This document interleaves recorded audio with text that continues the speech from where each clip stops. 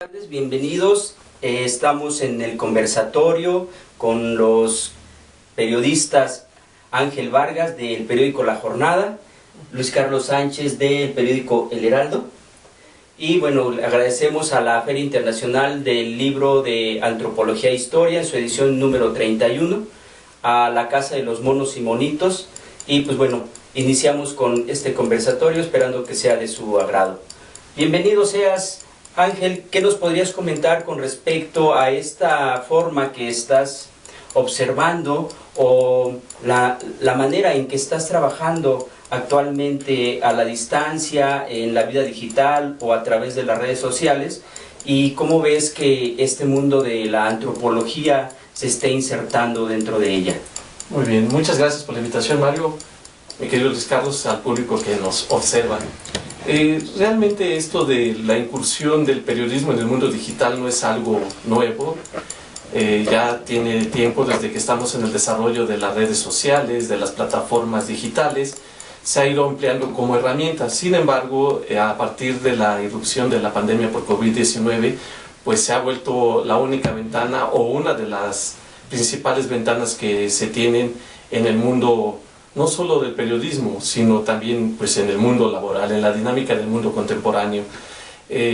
Como decíamos, este recurso que nos permite la tecnología se ha ido ampliando, lo hemos ocupado ya de una manera constante. De hecho, es por el momento casi nuestro único instrumento de trabajo, lo cual conlleva una reflexión profunda.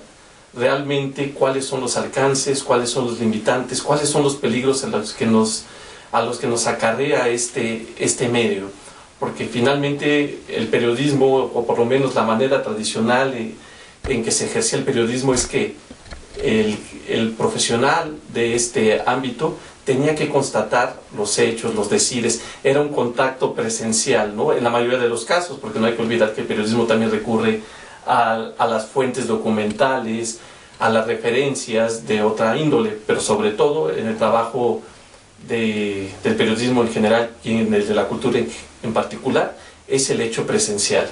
Entonces, ahora, ¿cómo vamos a poder confiar en lo que está del otro lado de la pantalla cuando no lo tocamos, cuando no lo leemos, cuando no podemos cuestionarlo? Porque un encuadre siempre es un encuadre, no tenemos la visión general ni global de las situaciones, de los hechos, de los documentos.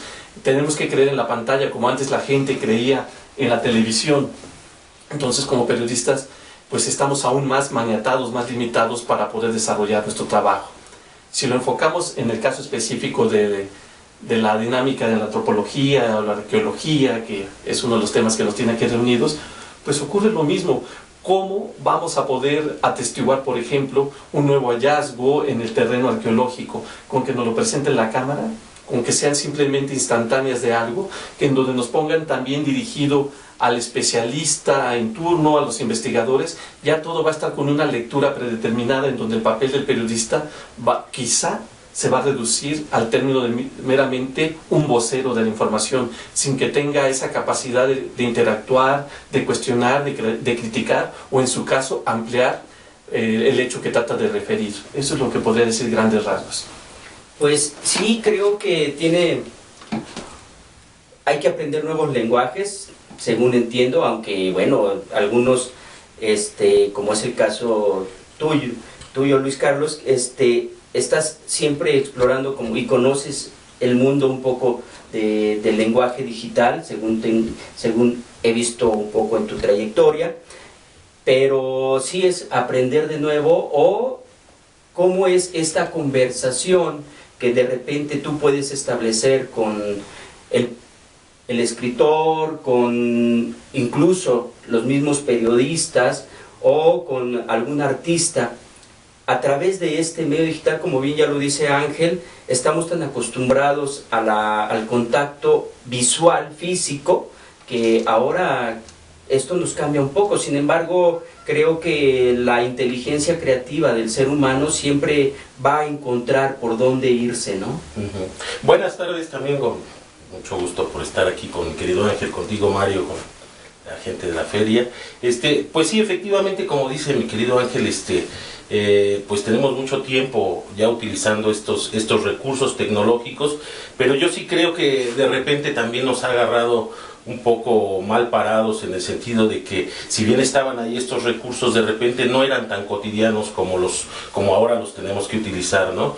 ¿Cuánto tiene que en nuestras computadoras hay una plataforma como Skype? Tiene por lo menos 15 años o más que esta tecnología estaba a disposición. Sin embargo, pues ninguno de nosotros era experto en Skype, o no éramos ni siquiera expertos para hacer una conversación vía Zoom o vía Meet, como ahora lo estamos haciendo y cotidianamente lo estamos viviendo. Yo creo que ante todo este reto de la pandemia y de estar en confinamiento nos ha planteado, pues sí, la posibilidad y la necesidad de aprender, ¿no? De aprender todo el tiempo estas nuevas maneras de comunicarnos con la gente, que yo diría que es lo principal, ¿no?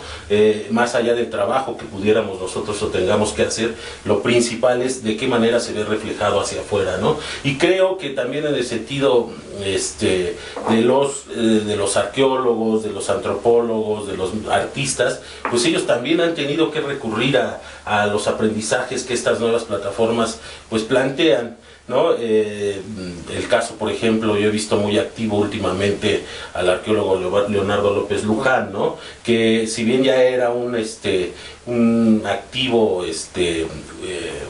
activo participante de las redes sociales como Twitter, ahora él ha encabezado una serie de actividades, una serie de charlas que él mismo modera, que él mismo se encarga de difundir a través del Twitter, donde pues está tratando pues de seguir en activo, de seguir presente, de seguir presentando los hallazgos arqueológicos, de seguir presentando las últimas investigaciones que se realizan en el campo de la arqueología, y pues bueno, a esas son a las que tenemos que recurrir, ¿no?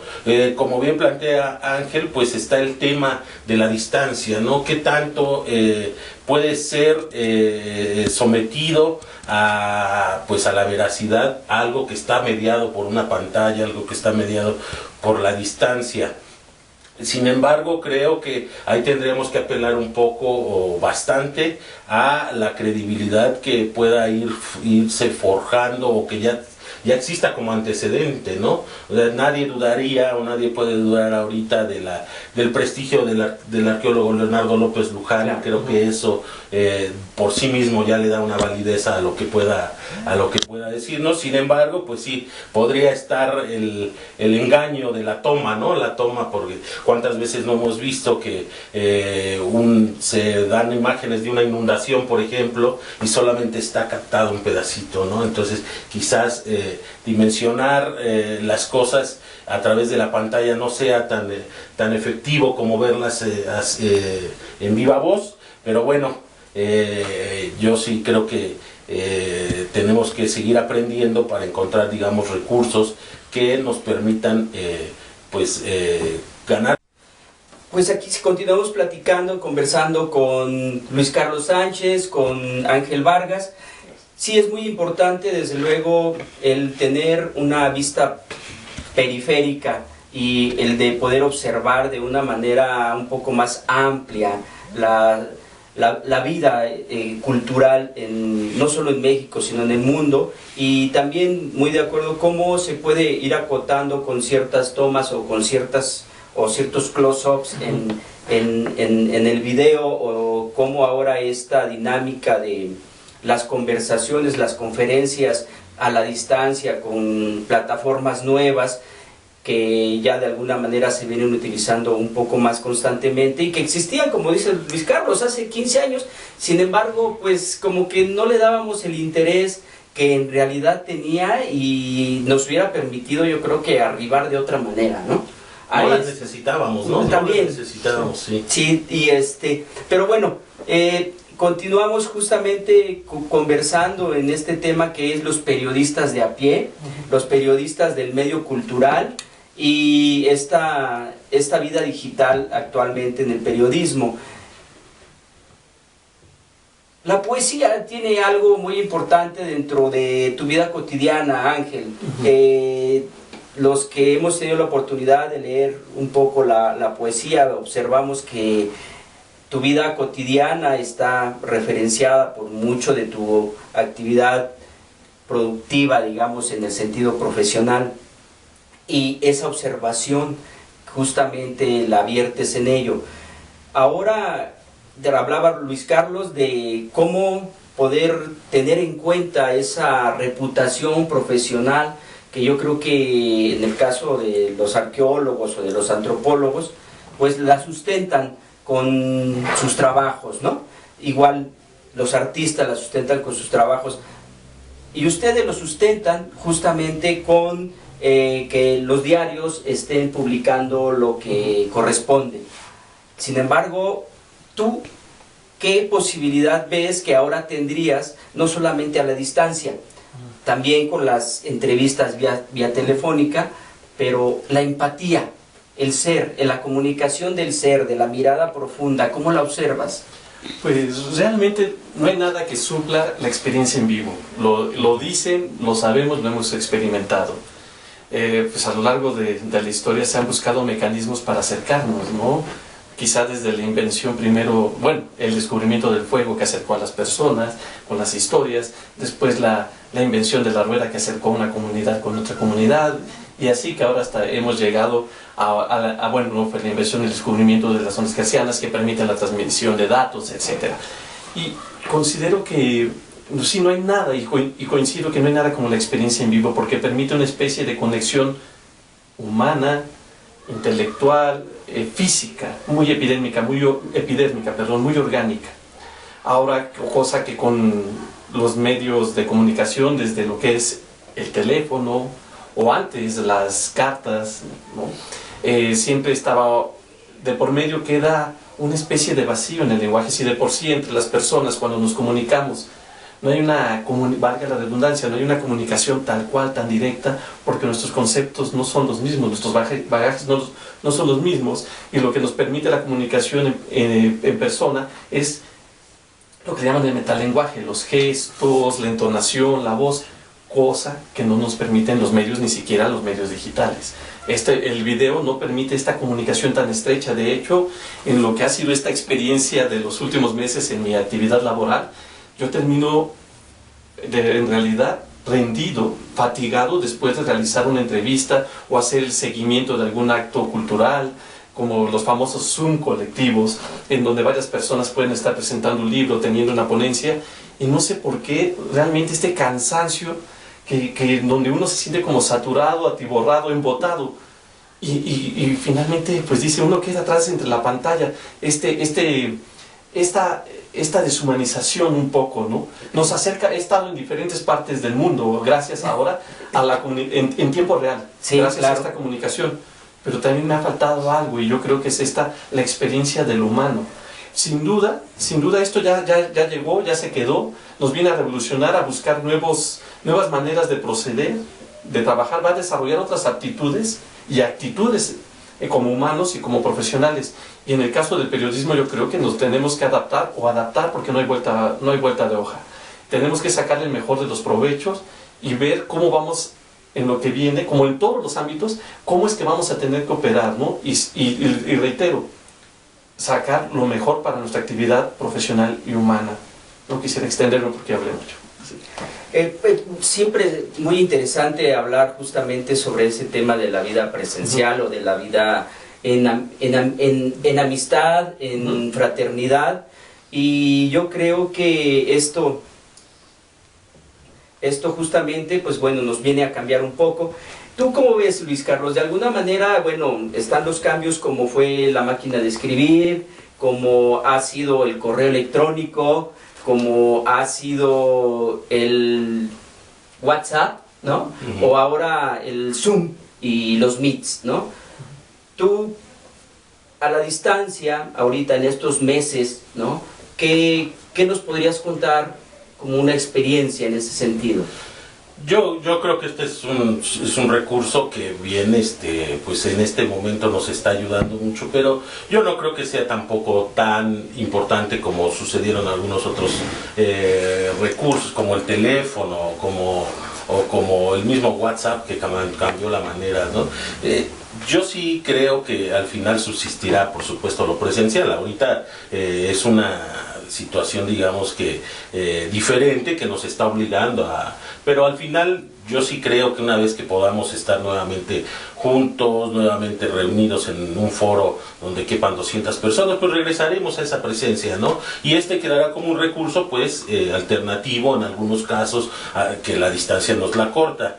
Pero ahorita pensando en lo que decía mi querido Ángel, esta situación que nos mantiene siempre al tanto y siempre alerta, ¿no? Estamos siempre disponibles para el Zoom, estamos siempre disponibles para el Meet, y creo que eso ya veníamos teniéndolo desde que empezaron los teléfonos celulares, ¿no? Estamos disponibles todo el tiempo y eso nos agota bastante, ¿no? Nos agota bastante, y además, pues en el caso del trabajo, pues nos mantiene en una permanente pues disponibilidad para los jefes, para mucha gente, ¿no?